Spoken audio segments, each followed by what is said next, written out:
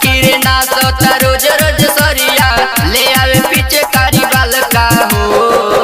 ए सखी जब डालेला देवारवा, ए सखी जब डालेला देवारवा तो भीतर से चुए रंग लाल का हो। ए सखी जब डालेला देवारवा तो भीतर से चुए रंग लाल का हो। जब से बहुत बावे फगुनी बयरिया सखी रे ना सतावे रोज रोज सड़िया। जब से बहुत बावे फगुनी बयरिया सखी रे ना सतावे रोज रोज सड़िया ले आवे पिचकारी बाल का हो।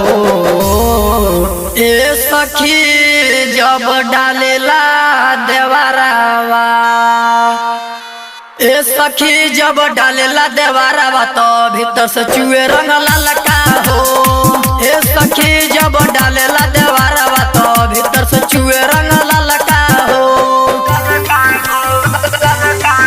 रोशन रिकॉर्डिंग स्टूडियो धनुष।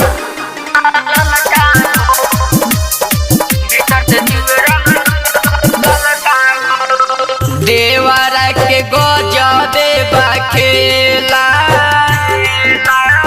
भर फागुन रंगले रहेला। सिहरे बदन पोरे पोरा सैयो न तनी को बुझेला। देवारा के गजबे बखेला भर फागुन रंगले रहेला। सिहरे बदन पोरे पोरा सैयो न तनी को बुझेला। छोट मोट देह बाते करे न विचार रे एकरा आगे सखी बानी लचर रे। छोट मोट देह बाटे करे न विचार रे एकरा आगे सखी बानी लचार रे। होरी के रंग जो है खाल का हो।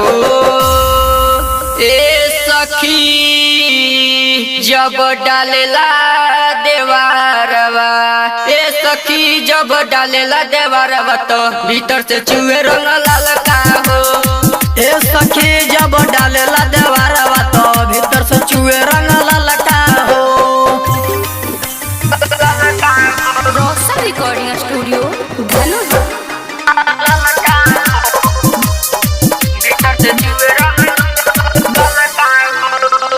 हार देला चोली बाते बात में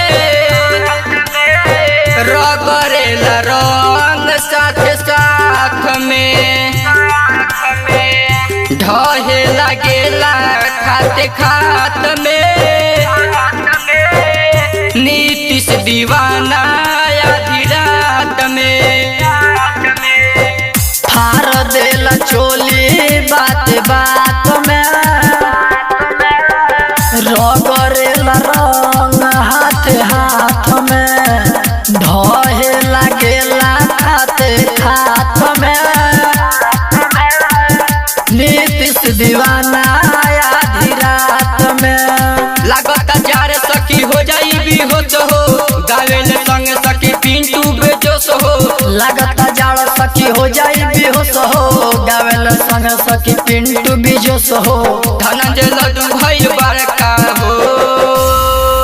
ए सखी जब डालेला देवारवा, ए सखी जब डालेला देवारवा तो भीतर से चुए रंग लाल का हो।